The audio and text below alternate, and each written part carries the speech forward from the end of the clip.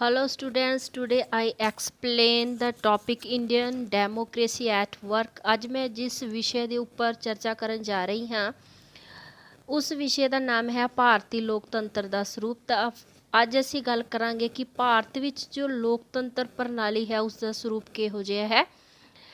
ਸਭ ਤੋਂ ਪਹਿਲਾਂ ਅਸੀਂ ਗੱਲ ਕਰਾਂਗੇ ਕਿ ਲੋਕਤੰਤਰ ਦੀਆਂ ਕਿਸਮਾਂ।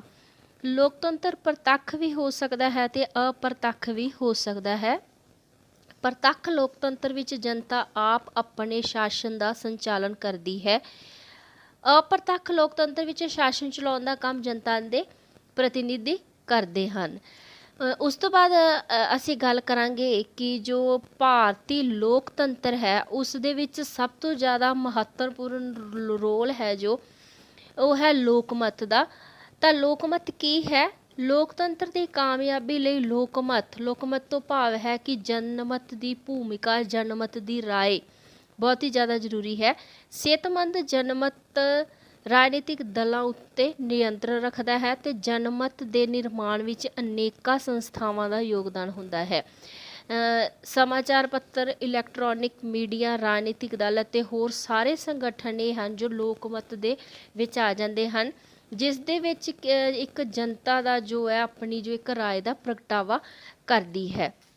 ਅੱਗੇ ਆਪਾਂ ਗੱਲ ਕਰਾਂਗੇ ਕਿ ਲੋਕਮਤ ਦੀ ਭਾਰਤੀ ਲੋਕਤੰਤਰ ਦੇ ਵਿੱਚ ਕੀ ਭੂਮਿਕਾ ਹੈ। ਲੋਕਮਤ ਜਾਂ ਜਨਮਤ ਲੋਕਤੰਤਰੀ ਸਰਕਾਰ ਦੀ ਆਤਮਾ ਹੁੰਦੀ ਹੈ, ਕਿਉਂਕਿ ਲੋਕਤੰਤਰੀ ਸਰਕਾਰ ਆਪਣੀ ਸ਼ਕਤੀ ਜਨਮਤ ਤੋਂ ਹੀ ਪ੍ਰਾਪਤ ਕਰਦੀ ਹੈ।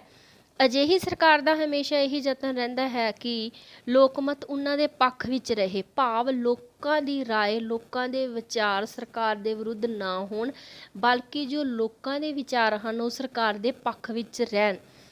ਇਸ ਤੋਂ ਛੋਟ ਲੋਕਤੰਤਰ ਲੋਕਾਂ ਦਾ ਹੀ ਰਾਜ ਹੁੰਦਾ, ਭਾਵ ਲੋਕਾਂ ਦੇ ਰਾਜ ਤੋਂ ਭਾਵ ਹੈ ਕਿ ਲੋਕਾਂ ਦੇ ਲਈ ਲੋਕਾਂ ਦੁਆਰਾ ਚੁਣੀ ਸਰਕਾਰ ਹੁੰਦੀ ਹੈ। ਅਜਿਹੀ ਸਰਕਾਰ ਲੋਕਾਂ ਦੀਆਂ ਇੱਛਾਵਾਂ ਅਤੇ ਆਦੇਸ਼ਾਂ ਦੇ ਅਨੁਸਾਰ ਹੀ ਕਾਰਜ ਕਰਦੀ ਹੈ। ਆਮ ਤੌਰ 'ਤੇ ਪਰ ਇਹ ਦੇਖਿਆ ਗਿਆ ਕਿ ਚੋਣਾਂ ਕਾਫੀ ਲੰਬੇ ਸਮੇਂ ਦੇ ਬਾਅਦ ਹੁੰਦੀਆਂ, ਜਿਸ ਦੇ ਕਾਰਨ ਜਨਤਾ ਦਾ ਸਰਕਾਰ ਦੇ ਨਾਲੋਂ ਆਪਸੀ ਸੰਪਰਕ ਹੈ ਟੁੱਟ ਜਾਂਦਾ ਹੈ ਤੇ ਸਰਕਾਰ ਦੇ ਨਿਰੰਕੁਸ਼ ਹੋਣ ਦੀ ਸੰਭਾਵਨਾ ਉਤਪੰਨ ਹੋ ਜਾਂਦੀ ਹੈ। ਇਸ ਨਾਲ ਲੋਕਤੰਤਰ ਦੀ ਹੋਂਦ ਖਤਰੇ ਵਿੱਚ ਪੈ ਜਾਂਦੀ ਹਨ। ਅਜਿਹੀ ਹਾਲਤ ਵਿੱਚ ਜਨਮਤ ਲੋਕਤੰਤਰੀ ਸਰਕਾਰ ਦੀ ਸਫਲਤਾ ਦਾ ਮੂਲ ਆਧਾਰ ਬਣ ਜਾਂਦਾ ਹੈ। ਤਾਂ ਇਸ ਤਰ੍ਹਾਂ ਅਸੀਂ ਕਹਿ ਸਕਦੇ ਹਾਂ ਕਿ ਜੋ ਲੋਕਮਤ ਹੈ ਉਸ ਦੀ ਲੋਕਤੰਤਰ ਦੇ ਵਿੱਚ ਵਿਆਪਕ ਤੌਰ 'ਤੇ ਬਹੁਤ ਹੀ ਜ਼ਿਆਦਾ ਮਹੱਤਵਪੂਰਨ ਭੂਮਿਕਾ ਹੈ। ਅੱਗੇ ਅਸੀਂ ਗੱਲ ਕਰਾਂਗੇ ਕਿ ਲੋਕਤੰਤਰ ਦੀ ਚੋਣ ਵਿਧੀ ਪ੍ਰਕਿਰਿਆ ਕਿਸ ਤਰ੍ਹਾਂ ਨਾਲ ਹੁੰਦੀ ਹੈ। ਤਾਂ ਸਭ ਤੋਂ ਪਹਿਲਾਂ ਸਾਡੇ ਲਈ ਇਹ ਜਾਣਨਾ ਜ਼ਰੂਰੀ ਹੋਏਗਾ ਕਿ ਜੋ ਚੋਣ ਪ੍ਰਕਿਰਿਆ ਹੈ ਉਹ ਵੱਖ-ਵੱਖ ਸਟੇਜਾਂ ਦੇ ਵਿੱਚੋਂ ਦੀ ਹੋ ਕੇ ਉਸ ਨੂੰ ਗੁਜ਼ਰਨਾ ਪੈਂਦਾ ਹੈ। ਸਭ ਤੋਂ ਪਹਿਲੀ ਸਟੇਜ ਦੀ ਜੇਕਰ ਅਸੀਂ ਗੱਲ ਕਰੀਏ ਤਾਂ ਉਮੀਦਵਾਰ ਦੀ ਚੋਣ ਕੀਤੀ ਜਾਂਦੀ ਹੈ। ਚੋਣਾਂ ਤੋਂ ਕੁਝ ਸਮਾਂ ਪਹਿਲਾਂ ਵਿਭਿੰਨ ਰਾਜਨੀਤਿਕ ਦਲ ਆਪਣੇ ਉਮੀਦਵਾਰ ਚੁਣਦੇ ਹਨ। ਉਸ ਤੋਂ ਬਾਅਦ ਜੇਕਰ ਅਸੀਂ ਗੱਲ ਕਰੀਏ ਕਿ ਸੈਕੰਡ ਸਟੇਜ ਦੇ ਉੱਤੇ ਨਾਮਜ਼ਦਗੀ ਪੱਤਰ ਦਾਖਲ ਕਰਨਾ। ਉਮੀਦਵਾਰ ਦੀ ਚੋਣ ਤੋਂ ਬਾਅਦ ਉਹਨਾਂ ਨੂੰ ਆਪਣਾ ਨਾਮਜ਼ਦਗੀ ਪੱਤਰ ਦਾਖਲ ਕਰਨਾ ਪੈਂਦਾ ਹੈ। ਨਾਮਜ਼ਦਗੀ ਪੱਤਰ ਦਾਖਲ ਕਰਨ ਦੀ ਅੰਤਮ ਤਰੀਕ ਘੋਸ਼ਿਤ ਕਰ ਦਿੱਤੀ ਜਾਂਦੀ ਹੈ, ਭਾਵ ਕਿ ਇੱਕ ਨਿਸ਼ਚਿਤ ਤਰੀਕ ਨੂੰ ਐਲਾਨ ਕੀਤਾ ਜਾਂਦਾ ਹੈ, ਜੋ ਕਿ ਹੈ ਕਿ ਅੰਤਿਮ ਦਿਨ ਰੱਖ ਦਿੱਤਾ ਜਾਂਦਾ ਹੈ ਕਿ ਜਿਸ ਦਿਨ ਜੋ ਇੱਕ ਉਮੀਦਵਾਰ ਹਨ ਉਹ ਆਪਣੇ ਸਾਰੇ ਜੋ ਕਾਗਜ਼ ਪੱਤਰ ਹਨ ਉਹ ਦਾਖਲ ਕਰਦੇ ਹਨ ਚੋਣਾਂ ਨਾਲ ਸੰਬੰਧਿਤ। ਇਸ ਤੋਂ ਬਾਅਦ ਨਾਮਜ਼ਦਗੀ ਪੱਤਰਾਂ ਦੀ ਜਾਂਚ ਪੜਤਾਲ ਕੀਤੀ ਜਾਂਦੀ ਹਨ। ਜੇ ਕੋਈ ਉਮੀਦਵਾਰ ਆਪਣਾ ਨਾਮ ਵਾਪਸ ਲੈਣਾ ਚਾਹੇ ਤਾਂ ਨਿਸ਼ਚਿਤ ਮਿਤੀ ਤੱਕ ਉਹ ਅਜਿਹਾ ਕਰ ਸਕਦਾ ਹੈ, ਭਾਵ ਜੇ ਕੋਈ ਉਮੀਦਵਾਰ ਚੋਣਾਂ ਪ੍ਰਕਿਰਿਆ ਦੇ ਵਿੱਚੋਂ ਬਾਹਰ ਹੋਣਾ ਚਾਹੁੰਦਾ ਹੈ, ਚੋਣ ਪ੍ਰਕਿਰਿਆ ਦੇ ਵਿੱਚ ਦਾਖਲ ਨਹੀਂ ਹੋਣਾ ਚਾਹੀਦਾ, ਚੋਣਾਂ ਨਹੀਂ ਲੜਨਾ ਚਾਹੁੰਦਾ, ਤਾਂ ਉਹ ਆਪਣਾ ਨਾਮ ਇੱਕ ਨਿਸ਼ਚਿਤ ਤਰੀਕ ਤੱਕ ਵਾਪਸ ਲੈ ਸਕਦਾ ਹੈ। ਉਸ ਤੋਂ ਬਾਅਦ ਜੇਕਰ ਗੱਲ ਕਰੀਏ ਕਿ ਤੀਜੀ ਸਟੇਜ ਦੇ ਵਿੱਚ ਚੋਣ ਮੁਹਿੰਮ, ਜਿਸ ਨੂੰ ਚੋਣ ਪ੍ਰਚਾਰ ਵੀ ਕਿਹਾ ਜਾਂਦਾ ਹੈ, ਕਿ ਚੋਣ ਪ੍ਰਕਿਰਿਆ ਦਾ ਅਗਲਾ ਚਰਨ ਚੋਣ ਮੁਹਿੰਮ ਹੈ, ਭਾਵ ਕਿ ਹਰੇਕ ਜੋ ਉਮੀਦਵਾਰ ਹੈ ਆਪਣੇ ਹੱਕ ਦੇ ਵਿੱਚ ਜਨਤਾ ਨੂੰ ਵੋਟਾਂ ਦੇਣ ਲਈ ਕਹਿੰਦਾ ਹੈ, ਪੋਸਟਰ ਲਗਵਾਉਂਦਾ ਹੈ, ਸਭਾਵਾਂ ਕਰਦਾ ਹੈ, ਭਾਸ਼ਣ ਦਿੰਦਾ ਹੈ, ਜਲੂਸ ਕੱਢਦਾ ਹੈ, ਇਹ ਸਾਰੀਆਂ ਰੈਲੀਆਂ ਕਰਦਾ ਹੈ, ਕਿ ਭਾਵ ਇੱਕ ਜੋ ਉਮੀਦਵਾਰ ਹੈ ਹਰ ਇੱਕ ਤਰੀਕੇ ਨਾਲ ਆਪਣਾ ਪ੍ਰਦਰਸ਼ਨ ਕਰਨ ਦੀ ਕੋਸ਼ਿਸ਼ ਕਰਦਾ ਤਾਂ ਕਿ ਜੋ ਜਨਤਾ ਨੂੰ ਆਪਣੇ ਹੱਕ ਵਿੱਚ ਕੀਤਾ ਜਾ ਸਕੇ। ਅਗਲੇ ਪੜਾਅ ਦੇ ਵਿੱਚ ਮਤਦਾਨ ਨਿਸ਼ਚਿਤ ਮਿਤੀ ਤੇ ਮਤਦਾਨ ਹੁੰਦਾ ਹੈ। ਮਤਦਾਨ ਤੋਂ ਭਾਵ ਹੈ ਕਿ ਚੋਣਾਂ ਹੁੰਦੀਆਂ ਹਨ, ਵੋਟਿੰਗ ਹੁੰਦੀ ਹੈ। ਮਤਦਾਤਾ ਭਾਵ ਜੋ ਹੈ ਕਿ ਜੋ ਸਾਡੇ ਵੋਟਾਂ ਪਾਉਣ ਵਾਲੇ ਹਨ, ਮਤਦਾਨ ਕੇਂਦਰ 'ਤੇ ਜਾਂਦੇ ਹਨ, ਜੋ ਕਿ ਇੱਕ ਨਿਸ਼ਚਿਤ ਜਗ੍ਹਾ ਨੂੰ ਮਤਦਾਨ ਕੇਂਦਰ ਬਣਾਇਆ ਜਾਂਦਾ ਹੈ। ਅਤੇ ਗੁਪਤ ਮਤਦਾਨ ਦੁਆਰਾ ਭਾਵ ਕਿ ਇੱਕ ਗੁਪਤ ਤਰੀਕੇ ਨਾਲ ਉਹ ਆਪਣੇ ਮਨਪਸੰਦ ਦੇ ਉਮੀਦਵਾਰ ਨੂੰ ਵੋਟ ਦੇ ਸਕਦੇ ਹਨ ਅਤੇ ਆਪਣੇ ਮਤ ਦੇ ਅਧਿਕਾਰ ਦੀ ਵਰਤੋਂ ਕਰਕੇ ਆਪਣਾ ਮਨਪਸੰਦ ਉਮੀਦਵਾਰ ਚੁਣਦੇ ਹਨ। ਅਗਲਾ ਜੋ ਇਸ ਦਾ ਸਟੈਪ ਹੈ ਮਤਗਣਨਾ। ਮਤਦਾਨ ਸਮਾਪਤ ਹੋਣ 'ਤੇ ਮਤਾਂ ਦੀ ਗਿਣਤੀ ਕੀਤੀ ਜਾਂਦੀ ਹੈ, ਭਾਵ ਵੋਟਾਂ ਦੀ ਗਿਣਤੀ ਕਰਨੀ ਨੂੰ ਮਤਗਣਨਾ ਕਿਹਾ ਜਾਂਦਾ ਹੈ। ਜਿਸ ਉਮੀਦਵਾਰ ਨੂੰ ਸਭ ਤੋਂ ਵੱਧ ਮਤ ਵੋਟਾਂ ਪ੍ਰਾਪਤ ਹੁੰਦੀਆਂ ਹਨ ਉਸ ਨੂੰ ਚੁਣਿਆ ਗਿਆ ਘੋਸ਼ਿਤ ਕਰ ਦਿੱਤਾ ਜਾਂਦਾ ਹੈ, ਭਾਵ ਉਹ ਜਿੱਤ ਜਾਂਦਾ ਹੈ। ਇਸ ਤਰ੍ਹਾਂ ਚੋਣ ਪ੍ਰਕਿਰਿਆ ਸਮਾਪਤ ਹੋ ਜਾਂਦੀ ਹਨ ਅਤੇ ਜਿਸ ਵੀ ਉਮੀਦਵਾਰ ਦੇ ਹੱਕ ਵਿੱਚ ਜ਼ਿਆਦਾ ਵੋਟਾਂ ਹੁੰਦੀਆਂ ਹਨ ਉਸ ਉਮੀਦਵਾਰ ਨੂੰ ਜੇਤੂ ਐਲਾਨ ਕਰ ਦਿੱਤਾ ਜਾਂਦਾ ਹੈ। ਅੱਗੇ ਅਸੀਂ ਗੱਲ ਕਰਾਂਗੇ ਜੋ ਇਹ ਭਾਰਤ ਦੀ ਚੋਣ ਪ੍ਰਕਿਰਿਆ ਵਿਧੀ ਹੈ ਕਿਸ ਦੀ ਅਗਵਾਈ ਦੇ ਹੇਠ ਹੁੰਦੀ ਹੈ, ਤਾਂ ਭਾਰਤੀ ਚੋਣ ਆਯੋਗ ਦਾ ਸੰਗਠਨ ਇਸ ਕਾਰਜ ਦੇ ਲਈ ਕੀਤਾ ਗਿਆ ਹੈ ਕਿ ਇਹ ਜੋ ਸਾਰੀ ਚੋਣ ਵਿਧੀ ਪ੍ਰਕਿਰਿਆ ਹੈ ਚੋਣ ਆਯੋਗ ਦੀ ਨਿਗਰਾਨੀ ਦੇ ਹੇਠ ਇਹ ਕਾਰਜ ਕੀਤਾ ਜਾਂਦਾ ਹੈ। ਚੋਣ ਆਯੋਗ ਦਾ ਜੋ ਸੰਗਠਨ ਹੈ ਚੋਣਾਂ ਨੂੰ ਸੁਤੰਤਰ ਤੇ ਨਿਰਪੱਖ ਚੋਣਾਂ ਕਰਵਾਉਣ ਦੇ ਲਈ ਇੱਕ ਚੋਣ ਕਮਿਸ਼ਨ ਦੀ ਵਿਵਸਥਾ ਕੀਤੀ ਗਈ ਹੈ, ਜਿਸ ਵਿੱਚ ਇੱਕ ਮੁੱਖ ਚੋਣ ਕਮਿਸ਼ਨਰ ਅਤੇ 2 ਹੋਰ ਚੋਣ ਕਮਿਸ਼ਨਰ ਹਨ। ਇਸ ਦੀ ਨਿਯੁਕਤੀ 6 ਸਾਲ ਲਈ ਕੀਤੀ ਜਾਂਦੀ ਹੈ। ਚੋਣ ਕਮਿਸ਼ਨਰਾਂ ਦੀਆਂ ਸੇਵਾ ਸ਼ਰਤਾਂ ਅਤੇ ਕਾਰਜ ਪ੍ਰਣਾਲੀ ਸੰਸਦ ਦੁਆਰਾ ਬਣਾਏ ਗਏ ਕਾਨੂੰਨਾਂ ਦੇ ਅਨੁਸਾਰ ਰਾਸ਼ਟਰਪਤੀ ਦੁਆਰਾ ਨਿਸ਼ਚਿਤ ਕੀਤੀ ਜਾਂਦੀ ਹੈ। ਵਰਤਮਾਨ ਸਮੇਂ ਦੇ ਮੁੱਖ ਚੋਣ ਕਮਿਸ਼ਨਰ ਸ਼੍ਰੀ ਸੁਨੀਲ ਅਰੋੜਾ ਜੀ ਹਨ। 2 ਹੋਰ ਚੋਣ ਕਮਿਸ਼ਨਰ ਸ਼੍ਰੀ ਅਸ਼ੋਕ ਲਿਵਾਸਾ ਅਤੇ ਸੁਸ਼ੀਲ ਚੰਦਰਾ ਜੀ ਹਨ। ਅਤੇ ਭਾਰਤੀ ਚੋਣ ਕਮਿਸ਼ਨਰ ਦੇ ਜੋ ਕਾਰਜ ਹਨ ਉਹ ਚੋਣ ਵਿਧੀ ਪ੍ਰਕਿਰਿਆ ਨਾਲ ਸੰਬੰਧਿਤ ਹਨ, ਜਿਵੇਂ ਕਿ ਮਤਦਾਤਾ ਸੂਚੀਆਂ ਨੂੰ ਤਿਆਰ ਕਰਨਾ, ਚੋਣਾਂ ਦਾ ਸੰਚਾਲਨ ਨਿਰਦੇਸ਼ਨ ਤੇ ਨਿਯੰਤਰਣ ਕਰਨਾ, ਸੰਸਦ ਅਤੇ ਰਾਜ ਵਿਧਾਨ ਮੰਡਲ ਦੀਆਂ ਚੋਣਾਂ ਦਾ ਪ੍ਰਬੰਧ ਕਰਨਾ, ਰਾਸ਼ਟਰਪਤੀ ਤੇ ਉਪ ਰਾਸ਼ਟਰਪਤੀ ਦੀ ਚੋਣ ਦਾ ਪ੍ਰਬੰਧ ਕਰਨਾ, ਰਾਜਨੀਤਿਕ ਦਲਾਂ ਦੀ ਰਜਿਸਟ੍ਰੇਸ਼ਨ ਕਰਨਾ ਅਤੇ ਮਾਨਤਾ ਦੇਣਾ। ਇਹ ਸਾਰੇ ਕਾਰਜ ਚੋਣ ਆਯੋਗ ਦੁਆਰਾ ਪੂਰੇ ਯੋਗ ਤਰੀਕੇ ਦੇ ਨਾਲ ਨਿਭਾਏ ਜਾਂਦੇ ਹਨ। ਅੱਗੇ ਅਸੀਂ ਗੱਲ ਕਰਾਂਗੇ ਕਿ ਜੋ ਲੋਕਤੰਤਰੀ ਸ਼ਾਸਨ ਪ੍ਰਣਾਲੀ ਵਿੱਚ ਵਿਰੋਧੀ ਦਲ ਦੀ ਕੀ ਭੂਮਿਕਾ ਹੈ, ਤਾਂ ਲੋਕਤੰਤਰੀ ਸ਼ਾਸਨ ਪ੍ਰਣਾਲੀ ਵਿੱਚ ਵਿਰੋਧੀ ਦਲ ਦੀ ਬਹੁਤ ਹੀ ਮਹੱਤਵਪੂਰਨ ਭੂਮਿਕਾ ਹੈ। ਇਸ ਦਾ ਜੋ ਵਰਣਨ ਹੈ ਅਸੀਂ ਇਸ ਤਰ੍ਹਾਂ ਕਹਿ ਸਕਦੇ ਹਾਂ ਕਿ ਵਿਰੋਧੀ ਦਲ ਸਦਨ ਦੇ ਅੰਦਰ ਤੇ ਬਾਹਰ ਸਰਕਾਰ ਦੀਆਂ ਨੀਤੀਆਂ ਦੀ, ਸਰਕਾਰ ਦੇ ਕੰਮਾਂ ਦੀ ਪੂਰਨ ਰੂਪ ਨਾਲ ਆਲੋਚਨਾ ਕਰਦਾ ਹੈ। ਵਿਰੋਧੀ ਦਲ ਮਹੱਤਵਪੂਰਨ ਰਾਸ਼ਟਰੀ ਮਾਮਲਿਆਂ ਅਤੇ ਰਾਜਨੀਤਿਕ ਕੰਮਾਂ ਵਿੱਚ ਸਰਕਾਰ ਨੂੰ ਸਹਿਯੋਗ ਦਿੰਦਾ ਹੈ।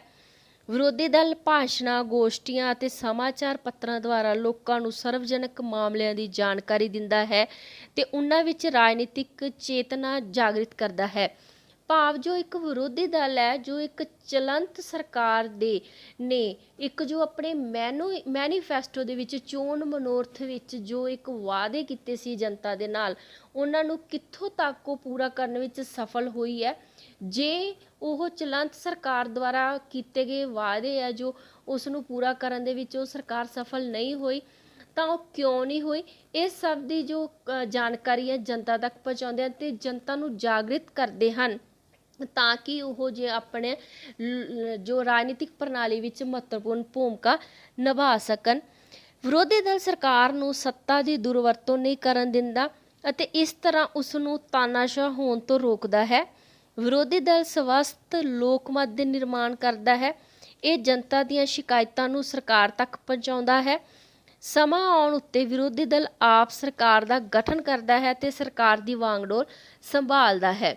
ਇਸ ਤਰ੍ਹਾਂ ਅਸੀਂ ਕਹਿ ਸਕਦੇ ਹਾਂ ਕਿ ਇੱਕ ਵਿਰੋਧੀ ਦਲ ਜੋ ਇੱਕ ਜਨਤਾ ਤੱਕ ਜੋ ਇੱਕ ਚੱਲ ਰਹੀ ਸਰਕਾਰ ਦੀਆਂ ਸਾਰੀਆਂ ਗਤੀਵਿਧੀਆਂ ਨੂੰ ਪਹੁੰਚਾਉਣ ਦਾ ਕੰਮ ਕਰਦਾ ਹੈ, ਇੱਕ ਕੜੀ ਦਾ ਕੰਮ ਕਰਦਾ ਹੈ ਤੇ ਇੱਕ ਜਨਤਾ ਨੂੰ ਜਾਗਰਿਤ ਕਰਦਾ ਹੈ ਕਿ ਜੋ ਸਰਕਾਰ ਹੈ ਉਸਨੇ ਆਪਣੇ ਕਿੰਨੇ ਕੀਤੇ ਵਾਅਦੇ ਪੂਰੇ ਕੀਤੇ ਤੇ ਕਿੰਨੇ ਵਾਅਦੇ ਪੂਰੇ ਨਹੀਂ ਕੀਤੇ, ਜਿਸ ਦੇ ਆਧਾਰ ਤੇ ਜਨਤਾ ਜੋ ਅਗਲੀਆਂ ਜੋ ਚੋਣਾਂ ਦੇ ਵਿੱਚ ਆਪਣੇ ਪ੍ਰਤੀਨਿਧ ਨੂੰ ਜੇ ਉਹ ਉਮੀਦਵਾਰ ਨੂੰ ਜੇ ਉਹ ਬਦਲਣਾ ਚਾਹਣ ਤਾਂ ਉਹ ਬਦਲ ਸਕਦੇ ਹਨ। ਤਾਂ ਇਸ ਤਰ੍ਹਾਂ ਅਸੀਂ ਕਹਿ ਸਕਦੇ ਹਾਂ ਕਿ ਵਿਰੋਧੀ ਦਲ ਦੀ ਲੋਕਤੰਤਰ ਵਿੱਚ ਬਹੁਤ ਹੀ ਜ਼ਿਆਦਾ ਮਹੱਤਵਪੂਰਨ ਭੂਮਿਕਾ ਹੁੰਦੀ ਹੈ। ਅੱਗੇ ਅਸੀਂ ਗੱਲ ਕਰਾਂਗੇ ਕਿ ਜੇਕਰ ਅਸੀਂ ਲੋਕਤੰਤਰ ਨੂੰ ਪੂਰਨ ਰੂਪ ਦੇ ਵਿੱਚ ਸਫਲ ਬਣਾਉਣਾ ਹੈ ਤਾਂ ਕਿਹੜੀਆਂ-ਕਿਹੜੀਆਂ ਹਾਲਤਾਂ ਹੋਣੀਆਂ ਚਾਹੀਦੀਆਂ ਹਨ। ਸਭ ਤੋਂ ਪਹਿਲਾਂ ਸਿੱਖਿਆ ਦਾ ਪ੍ਰਸਾਰ। ਸਰਕਾਰ ਨੂੰ ਸਿੱਖਿਆ ਦੇ ਪ੍ਰਸਾਰ ਲਈ ਉਚਿਤ ਕਦਮ ਉਠਾਉਣੇ ਚਾਹੀਦੇ ਹਨ। ਪਿੰਡਾਂ ਵਿੱਚ, ਸ਼ਹਿਰਾਂ ਵਿੱਚ ਸਕੂਲ ਖੋਲ੍ਹਣੇ ਚਾਹੀਦੇ ਹਨ। ਇਸਤਰੀਆਂ ਤੇ ਮਰਦਾਂ ਦੇ ਲਈ ਉਚਿਤ ਸਿੱਖਿਆ ਦਾ ਪ੍ਰਬੰਧ ਕਰਨਾ ਚਾਹੀਦਾ ਹੈ, ਕਿਉਂਕਿ ਜੇ ਹਰ ਇੱਕ ਨਾਗਰਿਕ ਪੜ੍ਹਿਆ ਲਿਖਿਆ ਹੋਏਗਾ ਤਾਂ ਸਰਕਾਰ ਦੀਆਂ ਗਤੀਵਿਧੀਆਂ ਤੋਂ ਚੰਗੀ ਤਰ੍ਹਾਂ ਜਾਣੂ ਹੋਏਗਾ।